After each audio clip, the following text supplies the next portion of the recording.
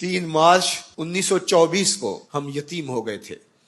سلطنت عثمانیہ ٹوٹ گئی تھی، ورنہ شرق سے لے کر غرب تک، شمال سے لے کر جنوب تک مسلمانوں کا تسلط، اور لوگ ڈرتے تھے اگر خلیفہ نے اعلان جہاد کر دیا تو پھر تمہیں پوری دنیا میں چھپنے کی جگہ نہیں ملے گی. لیکن پھر 3 بر اعظموں پہ پھیلی ہوئی سلطنت صرف دنیا کے 3% حصے پہ سمٹ گئی، اور آج 56-57 اسلامی ملکوں کے اندر ہم تقسیم ہیں. ہماری ہوا اکھڑ گئی، خلافت کی مرکزیت ہمارے پاس موجود نہ رہی.